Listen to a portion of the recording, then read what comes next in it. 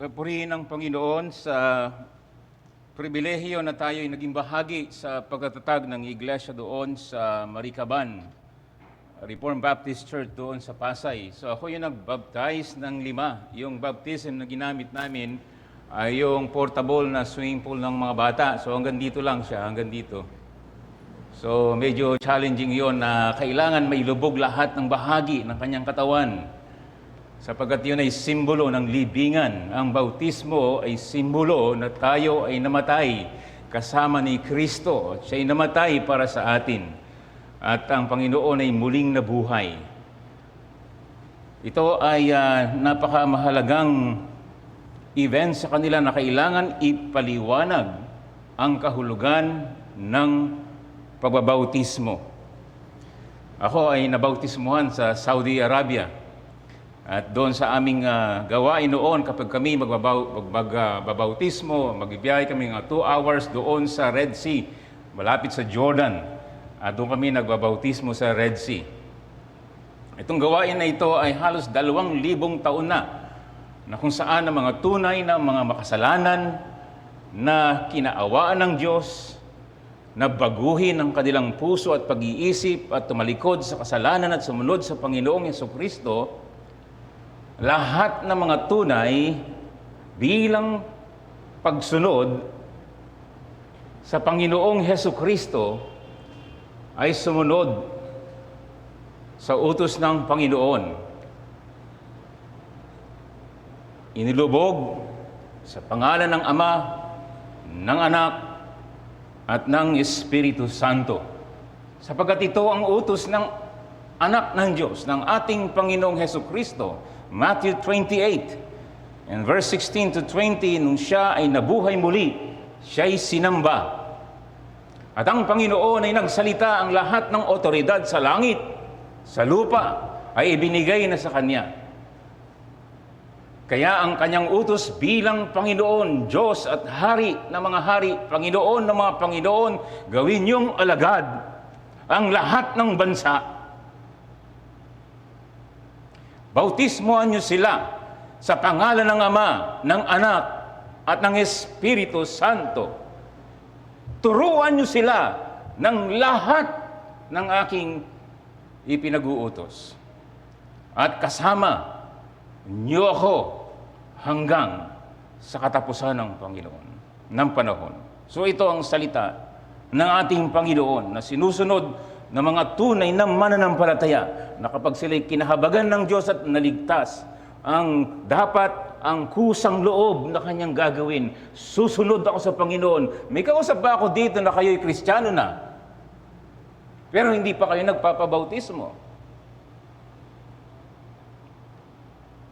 Mahamunin ko kayo na hindi yan ang kalooban ng Diyos.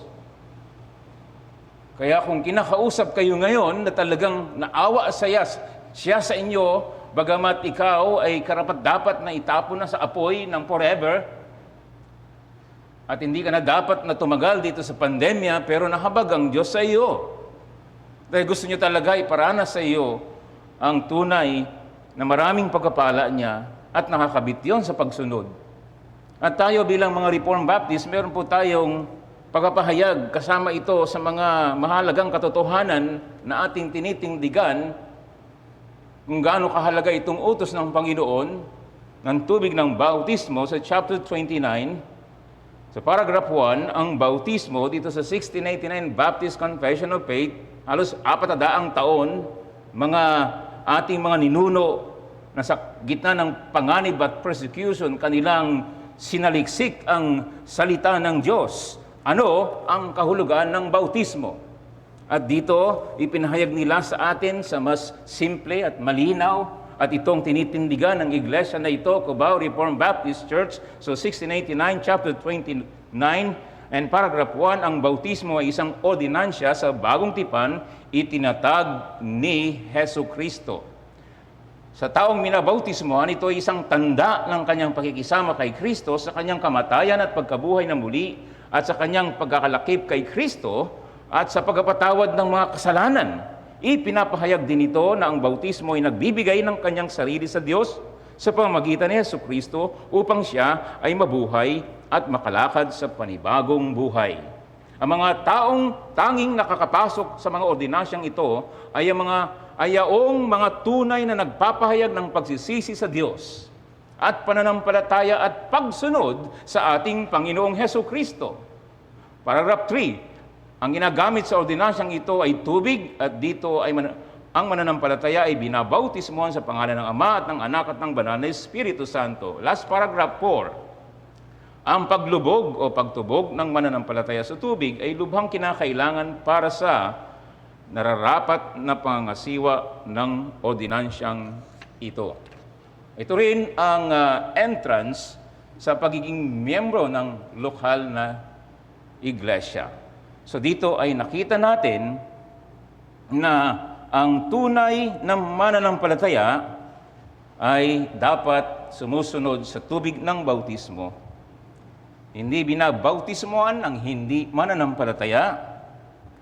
Hindi rin tinatanggap yung mga mananampalataya tapos hindi naman siya binautismohan.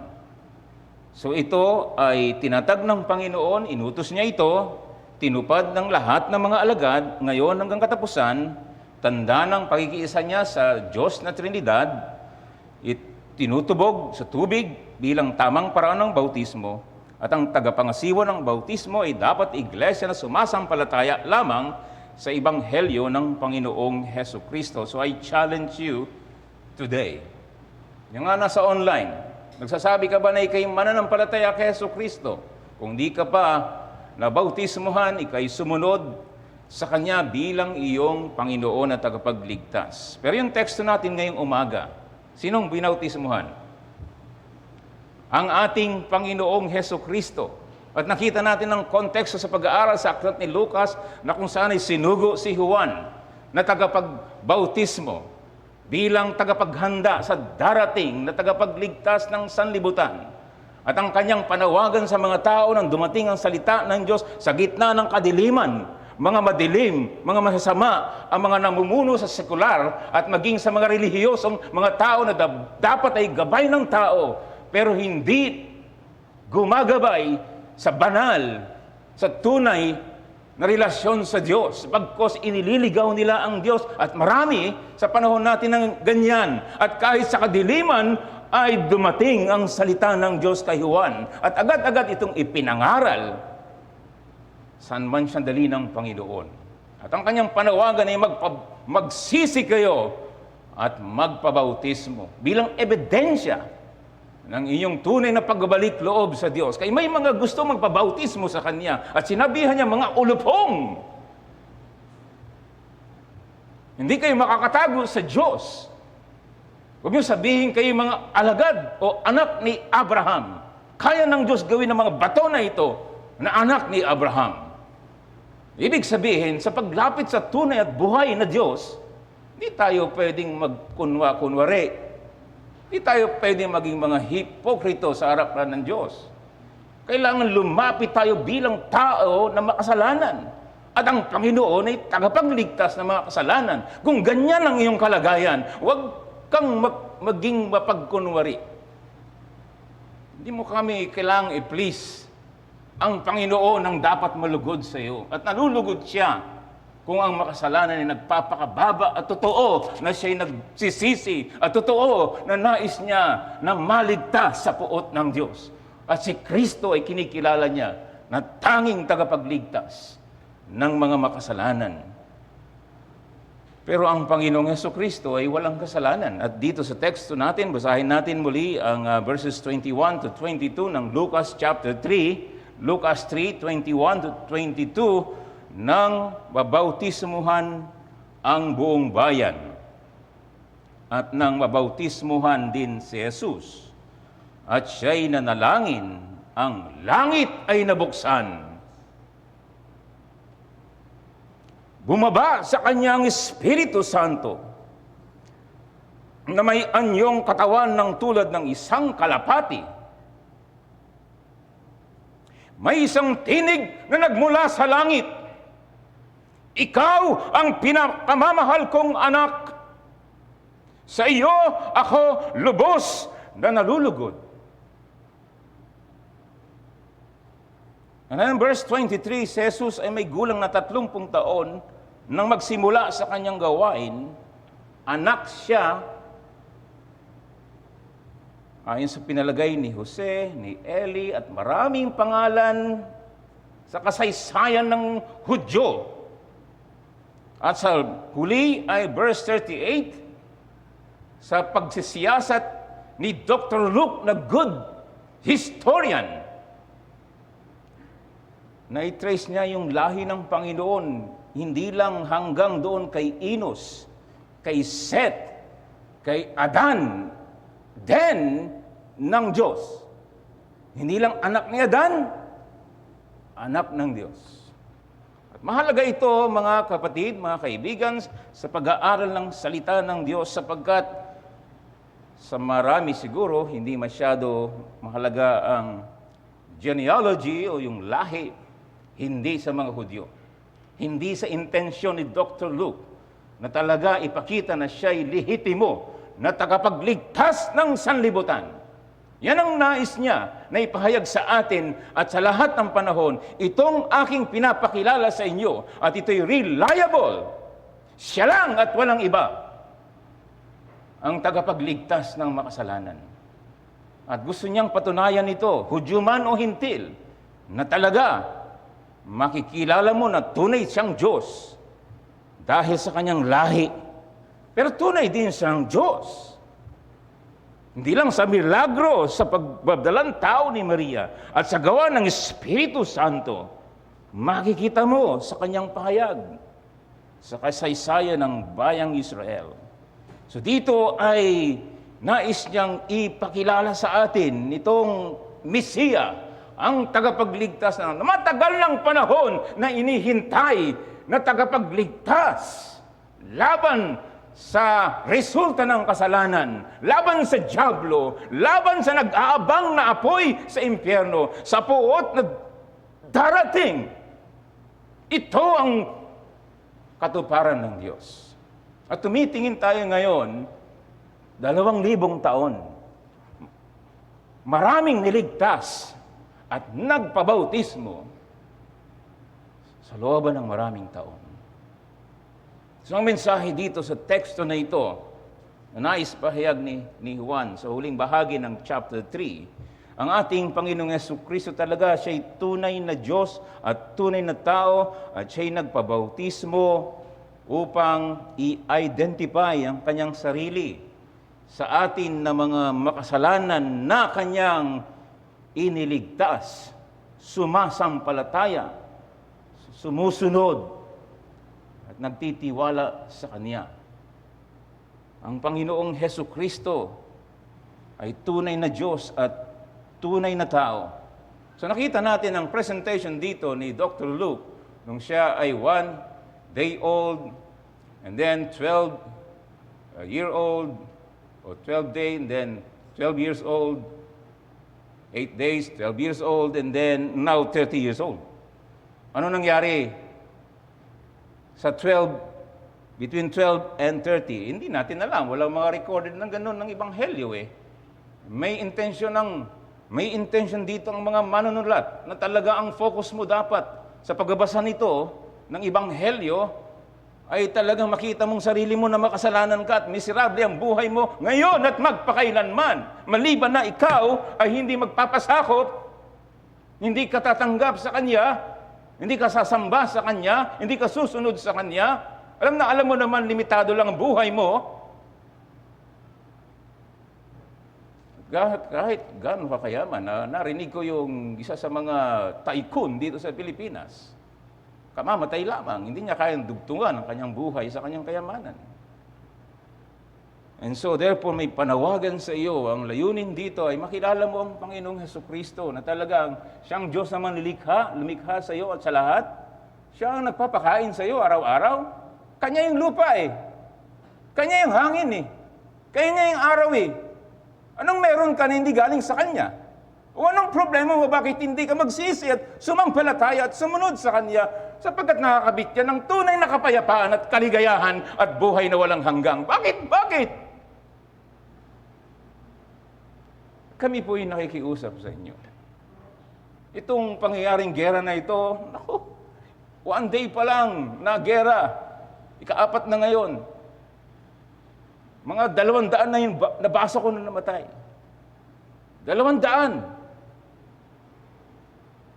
Mga tao na lumikas, iniwan yung mga bahay na inimbest ng maraming taon at mga gamit, isang bomba lang, sabog.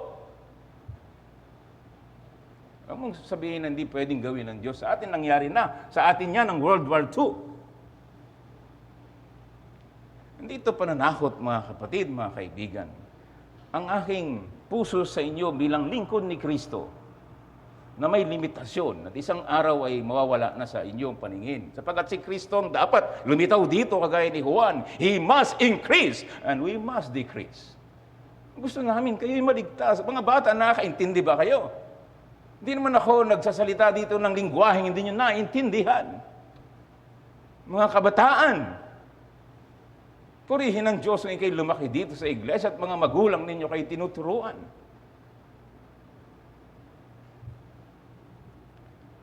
O mga kapatid, mga kaibigan, napakaganda ng Ebanghelyo ng Panginoong Jesucristo. Napakaganda ng mga larawan na pinagsama-sama mo ang Ebanghelyo ni Mateo, ni Juan, ni Lucas, ni Marcos, at mga sulat ng mga apostol, ano yung mga sinabi ng mga propeta, napakaganda ng ating tagapagligtas.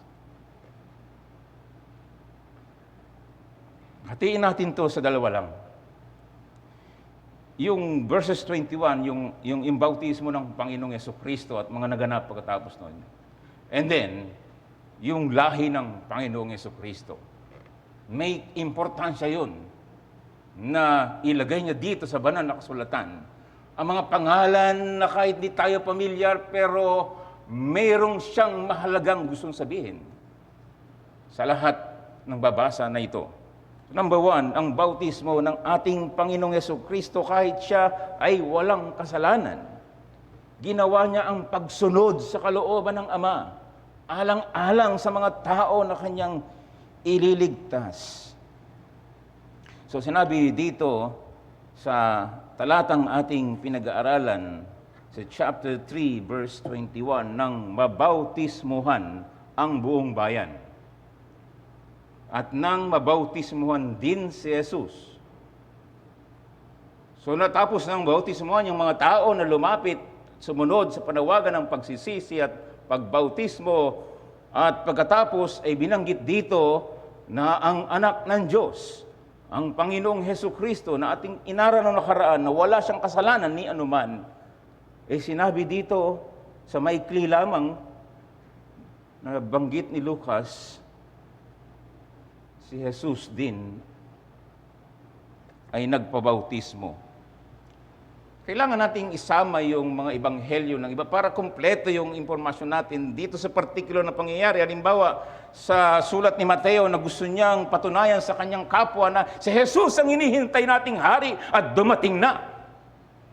Siya ang Mesiya, ang tagapagligtas ng makasalanan. Mateo 1:21. Ang Diyos ay kasama natin. Siya ang Emmanuel.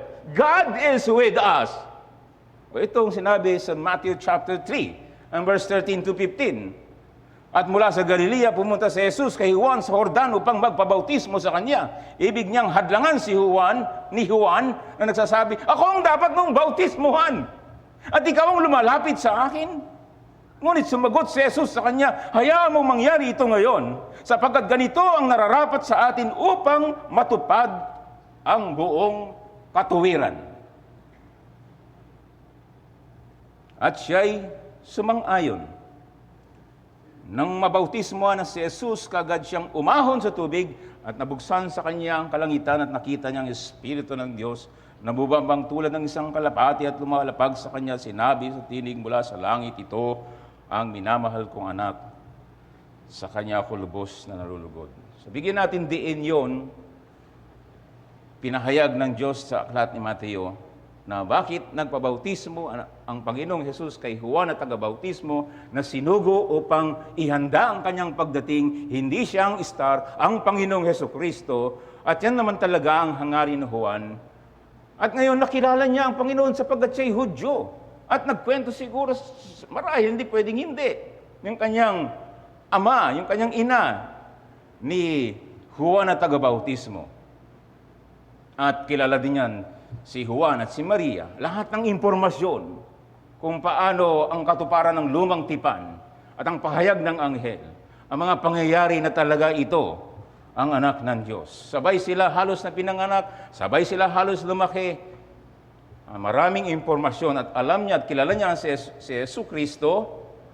Kaya ang kanyang tanong ay at pag-alinlangan ako ang dapat mong bautismuhan. So makikita natin kahuan na talagang malinaw na siya'y makasalanan, na tinawag ng Diyos bilang lingkod. Siya man din ay kailangan na sumunod sa Diyos.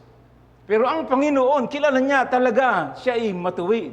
Siya ay walang kasalanan. At ang panawagan sa lahat ay magsisi. Walang pagsisisihan ng Panginoon.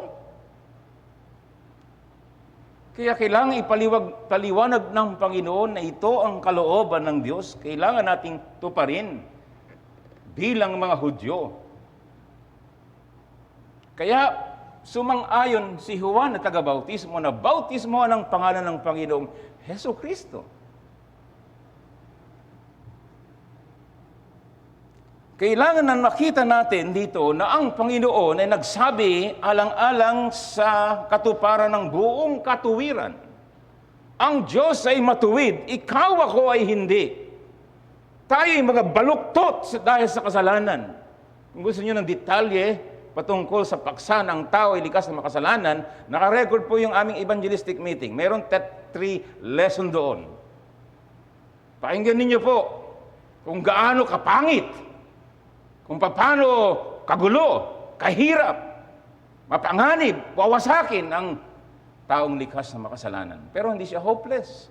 May pag-asa sa Panginoong Jesucristo. Kaya itong dinidemand ng Diyos ay katuwiran. At walang pag-asa ang tao na maging matuwid, maliban sa ating Panginoong Jesucristo. Makikita natin yan sa mga susunod kung paano liliwanag na talaga dinidemand, hinihingi ng Diyos sa bawat isang tao na kanyang nilikha na ikaw ay magpakabanal sapagkat ang Diyos ay banal. Ang Diyos ay matuwid. Hindi po pwede araw-araw mabubuhay ka ng ganyan. Nasa panganib ka. Hindi ba sinabi ni Juan, nakaumang ng palakol sa iyo? Nakaumang ng paghatol sa iyo. Anytime.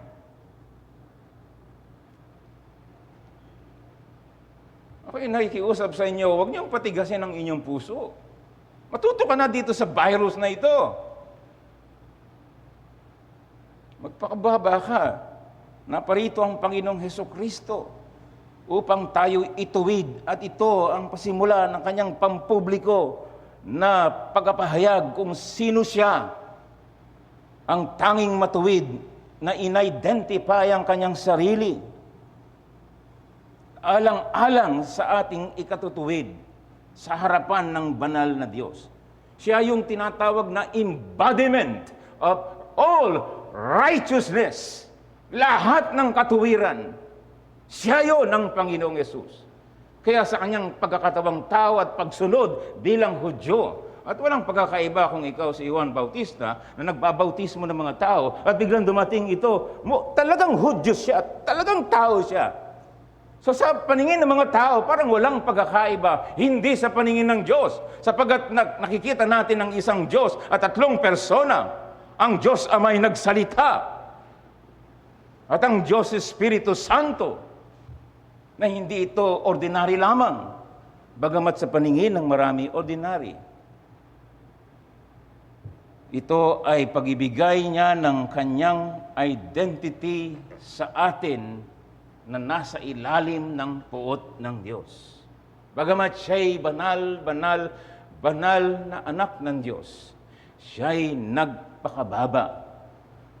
At ito'y pasimula ng kanyang gaganapin upang tayo'y maging matuwid. Basahin niyo yung Pilipos chapter 2. Na sinasabi dito, magkaroon kayo ng ganitong pag-iisip sabagat bangamat siya ay tunay na Diyos, siya'y nagpakababa at naging masunurin hanggang sa punto ng kamatayan. Dahil kanyang tinutupad ang katuwiran ng siyang ating representative upang maganap natin ang hinihingi ng Diyos sa atin na bumagsak sa kasalanan, na maging matuwid sa Kanya at sa Kanyang kamatayan sa krus. Ang sinuman na sumasampalataya, ang ating pagiging unrighteous, pagiging makasalanan, hindi nakatupad sa utos ng Diyos. Ang Panginoon ang tumupad ng lahat ng righteousness upang tayo maging matuwid sa ating mga baluktot at mga bulok na puso. Ang Panginoon na nagbabago ng puso natin. Hindi mo kayang baguhin ang buhay mo. Yan ay mangyayari lamang sa katuwiran ng Panginoong Hesukristo. Siya lang ang matuwid. Lahat tayo ay hindi matuwid. At sa kanyang pagsunod at ating pagpapakumbaba at pagsampalataya sa Kanya, ikaw ay magiging matuwid. Ikaw ay tatanggapin ng Diyos. Ano man ang iyong buhay, ano man ang iyong kalagayan, gaano man sa tingin mo karami ang iyong karumihan at kasalanan, walang imposible sa Kanya na matuwid. Kaya Kanyang ituwid. If any man be in Christ, he belong to His kingdom. Righteous kingdom. At ito'y biyaya lamang ng Diyos. So, kitang-kita mo dito, walang lugar dito ang kayabangan. Walang lugar dito ang pagmayabang sa paglilingkod sa Kanya. Sa tuwing may babautismo, personally talaga, dapat maalala ko yung ginawa ng Panginoon. Kaya sa tuwing mababautismo kami, pinapaliwanag namin ito kasi kaysa sa maikling paraan. Bakit? Ano? Mga ibig sabihin nito. Sino ka sa harapan ng Diyos? Ano ang mga tinanggap mo na hindi naman karapat-dapat sa iyo? Ano ang mga pribilehyo mo ngayon at magpakailanman na walang sino man ang makakuha sa kamay ng anak at kamay ng ama? No one can snatch them out of my hand. Ganun tayo ka-secure. Kahit anong gera ang dumating dyan o atomic bomb o virus, nothing, no one can separate us from the love of God in Jesus Christ our Lord. Dahil tinupad niya ang lahat ng ito. And then makita din natin dito mga kapatid, ang ating Panginoon, sinabi dito sa talata, sa verse 21, siya'y nanalangin. Narinig nyo? Tanong, ikaw ba'y tapat na nanalangin? Hindi ba ito'y panalangin na simple na pakikipag-usap sa iyong manlilikha at iyong Panginoon, ang iyong Ama na nasa langit, iyong Panginoon, sa tulong ng banal na Espiritu, saan ka man nandun, anumang lingwahe, anuman ang lahat ng iyong mga dinadala, maaari mo bilang anak ng Diyos sabihin sa Kanya. At kung hindi ka pa ligtas, maaari kang humingi sa Kanya ng awa sa panalangin at maaari Kanyang iligtas. Kung ikaw ay nadidismaya, dapat madismaya ka kung ang buhay mo ay hindi consistent bilang mga anak ng Diyos kahit binautismuhan ka na. Nakikita natin ang mga natitirang kasalanan sa atin. Hindi ba kailangan manalangin tayo? Hindi ba kailangan tayo, kumatok? Hindi ba kailangan tayong humanap? May pangako makikita mo? Hindi ba siya nagsabi, humingi ka at ibibigay sa iyo? Walang mahirap sa Diyos. So, hinahamon kita at hinahamon ko ang sarili kasi ito yung kahinaan natin, pagdating sa panalangin. At kung ikaw ay malakas sa panalangin, huwag kang magyayabang at may nakaabang sa'yo, kailangan mong manatili, magpatuloy hanggang sa huling hininga mo. Hindi pa tapos ang labanan. It ain't over until it's over. Ganon din sa iglesia. Pwede kayo maging busy. Pero yung relasyon sa ating Panginoon, hindi sweet. So ito ang example ng ating Panginoong Jesucristo sa lahat ng kanyang mga gawain. Imagine mo, hindi sinabi in between 12, nakita natin kung paano siya spiritual at lumago. And then, to 30, hindi natin alam pangyayari dyan. Siyempre, tunay na tao siya. Siyempre, yung hanap buhay na kanyang ginampanan bilang karpintero, ginampanan yun bilang naging head of the family kung namatay ng kanyang ama na si Jose, ginampanan niya ang lahat ng ito. Lumago siya sa katawan, sa emosyon, sa intellectual, sa spiritual. Ang lahat ng iyon ay ginawa niya ng may pananalangin. At sa kanyang paggawa ng ministeryo, sa pagtawag ng kanyang magiging mga alagad na tapat na maglilingkod sa kanya at susunod sa kanya, ang Panginoon na nalangin. Sa lahat ng kanyang karanasan, hanggang sa pinakamatindi, pinaka-climax na paghihirap sa cross dahil ang puot ng kanyang sariling ama ay kanyang dadalhin dahil sa iyo, dahil sa akin na makasalanan. Nanalangin siya doon sa Garden of Gethsemane at tumulo ang dugo. At nagsabi, Ama, kung pwede, sana hindi ako dadaan dito sa pinakamulupit na uri ng kamatayan na naimbento ng tao sa panahon na yon. Pero hindi yun ang mabigat. Yung kamay ng kanyang ama, ibubuhos ang galit ng kanyang ama. Kaya susumigaw, Diyos ko, bakit mo ako pinabayaan? So ito ang ating Panginoong Jesucristo. Bagamat siya'y tunay na anak ng Diyos, tunay na tao. At hindi naputol ang communication line. Hindi ba nakakadismaya yung paggabi, kahapon, nagba-Bible study. Ako bigla na, wala yung signal eh. Hindi ba nakakadismaya yun? Nasa gitna kayo ng magandang pag-uusap ng mga mahalagang bagay, biglang naputol dahil na-disrupt yung komunikasyon. Walang ganyan sa Panginoon. Laging open ang kanyang communication line at handa siya makinig sa iyo. Kung ikay nagsisisi, ikay sumasampalataya, ikay nahihirapan, ikaw ay kulang sa maraming bagay, ikaw ay may desisyon na importante sa buhay mo, at ikaw ay hindi nakakaalam kung hanggang kailan ka pa hihinga, hindi mo alam kung kailan ka pa kakain, hindi mo alam kung kaya mo pa ba. Open ang communication. Ito ang modelo natin, ang anak ng Diyos. Ay nanalangin nang walang tigil. Kaya yan, utos sa atin, pray without ceasing. Manalangin kayo nang walang humpay. Sa atin bilang iglesia, alam naman natin ang danger ng virus, kaya nga tayo nagpapasalamat sa modern technology. Hindi tayo tumigil sa prayer meeting.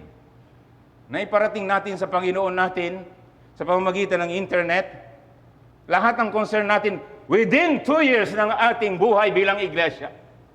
Na marami ang naapektuhan, marami na infect, maraming nangailangan, maraming naghirap. At ang mga gawain natin, paano maiparating, para may pagpatuloy, narinig tayo ng Panginoon. Praise the Lord. So iniisip namin mga elders na papalunuhin natin ng kailan tayo pwede na mag-in-person and maybe combination. The point is, hindi tayo titigil na manalangin. Corporately, individually. What the church needs today is not more machinery or better, not new organization or more and noble methods, but men whom the Holy Ghost can use. Men of prayer, men mighty in prayer. The Holy Ghost or the Holy Spirit does not flow through methods but through men. He does not come on machinery but on men. He does not anoint plants but men. Men of prayer. Yan ang sinabi ni E.M. Bounds. Mga tao, mga lalaki at babae na mapanalanginin. At ito ang model natin ng Panginoong Yesus. At nabuksan ng langit, sa verse 21 sa huli, nabuksan ng langit. Nakita ito ni Juan Bautista. Hindi ko alam kung nakita ng iba yun, basta nakita ni Juan. Dahil sinabi sa Marcos 1:10, pagkaahon niya sa tubig, nakita niya biglang nabuksan ang kalangitan at ang Espiritu ay bumaba sa kanya tulad ng isang kalapati. Napakakamangha-mangha at karanasan na talagang kahanga-hanga. Pero ang lahat ng ito upang ipakilala sino siya. Sino si Jesus na anak ng Diyos. Upang lalo tayong humanga sa Kanya at magtiwala at sumampalataya at magalak na sumusunod sa Kanya. At makita natin dito ang role ng Diyos Espiritu Santo. Sinabi diyan sa verse 22, bumaba sa Kanya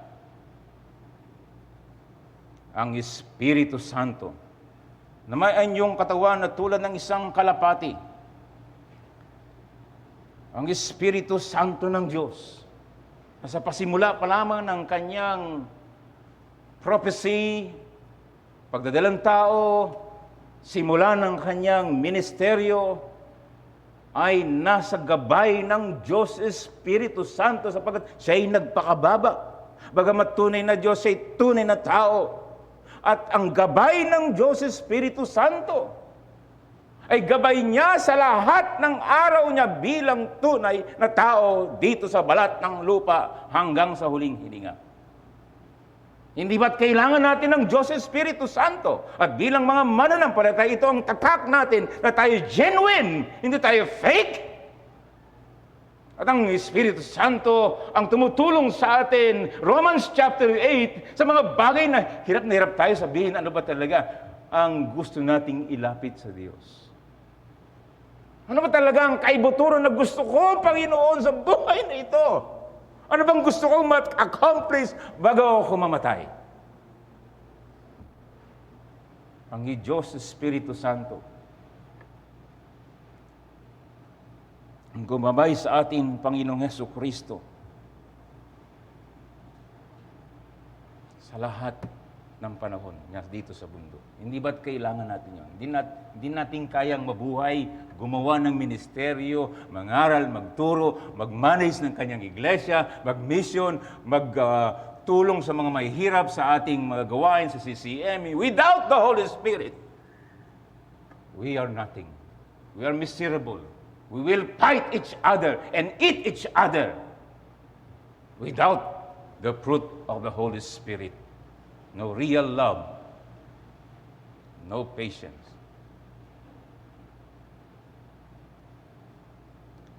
So manalangin tayo na makita natin ang ating Panginoong Hesukristo sa kanyang kababaan at sa gabay ng Diyos Espiritu Santo simula pa lamang sa paglikha, sa creation.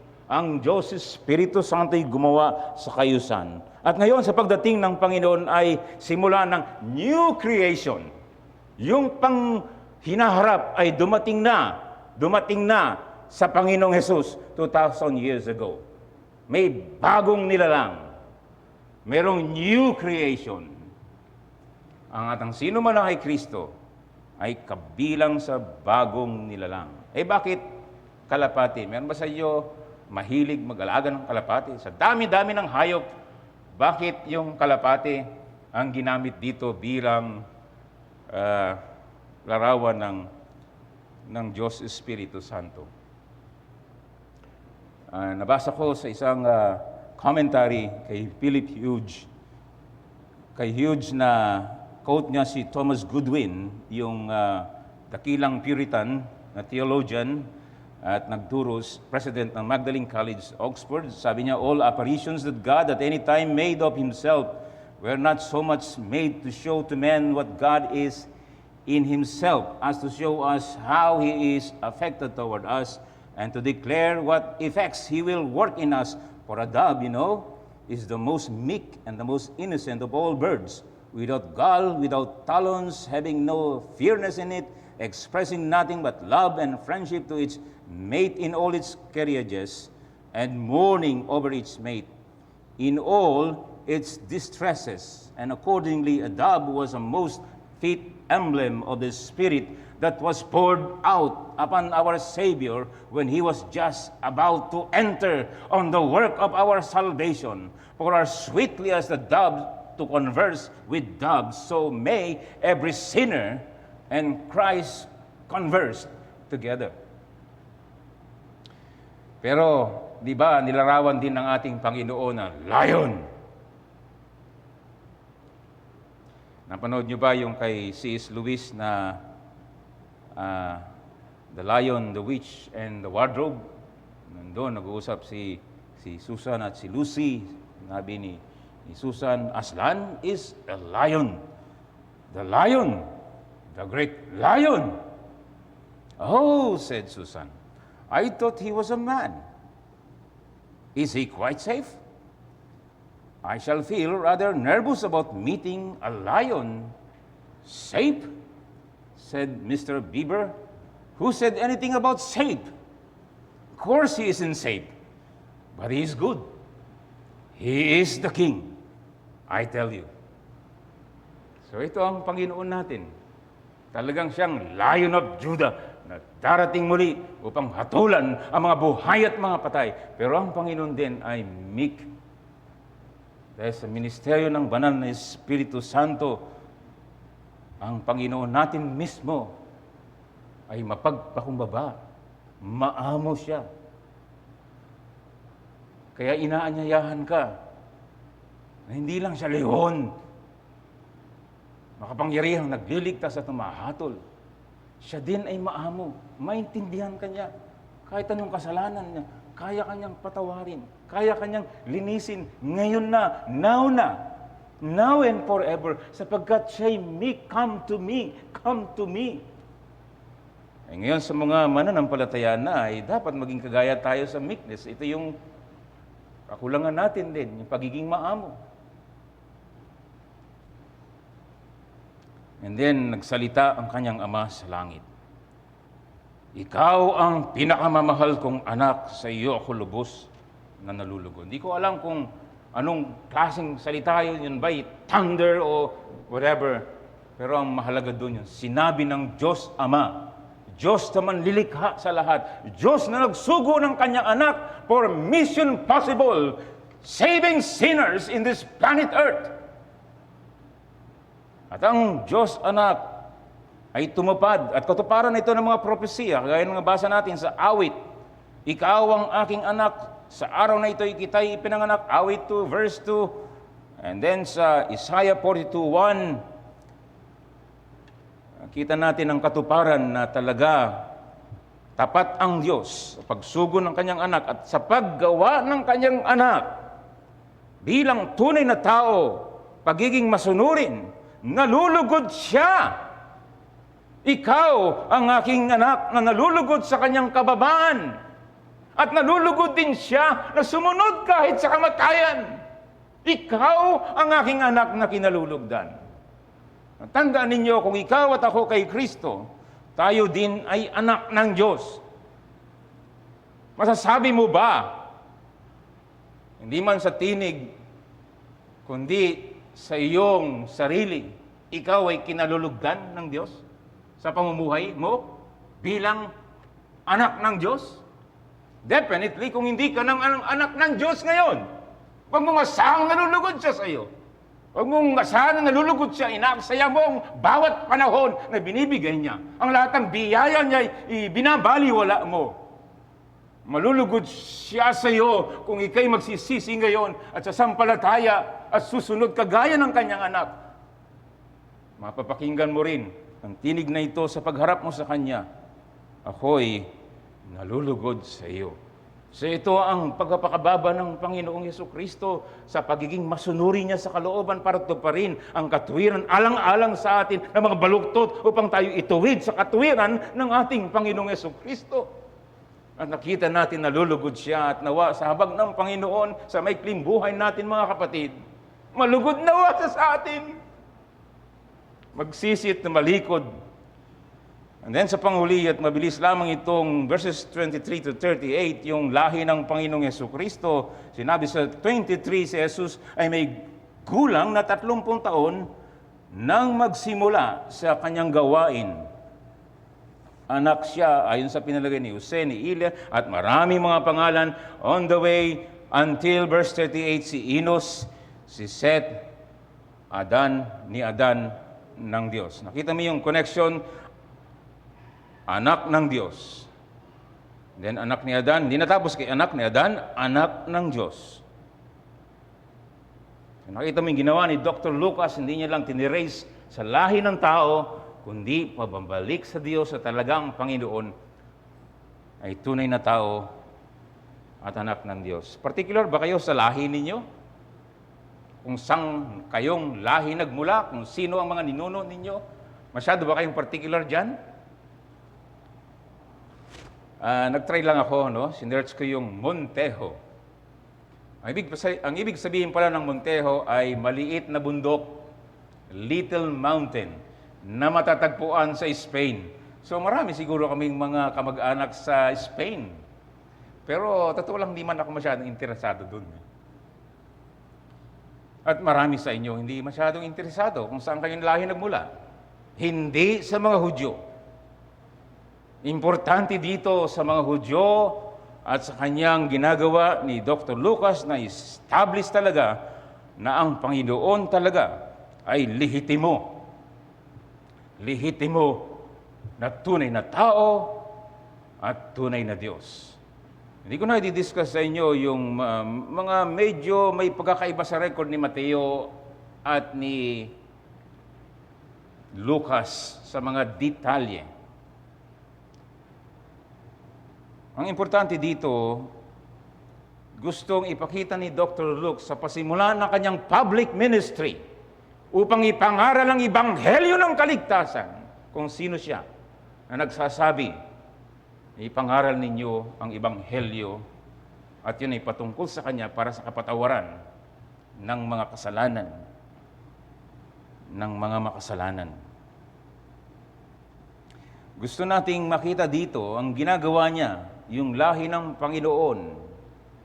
So by the way, si Matthew ay pinakita niya na si Jesus talaga ay mula sa lahi ni David, ni Abraham.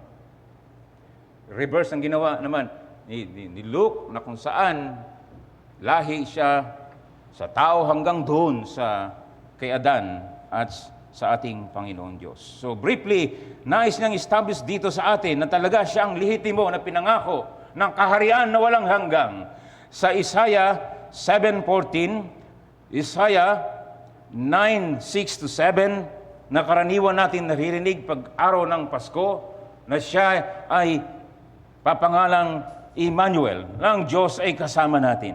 Sa Isaiah 9:6-7, ang kanyang katangian na talaga siya ay kamangamanghang tagapayo. Siya ay makapangyarihang Diyos. Siya ay walang hanggang Diyos. Siya ay prinsipe ng kapayapaan.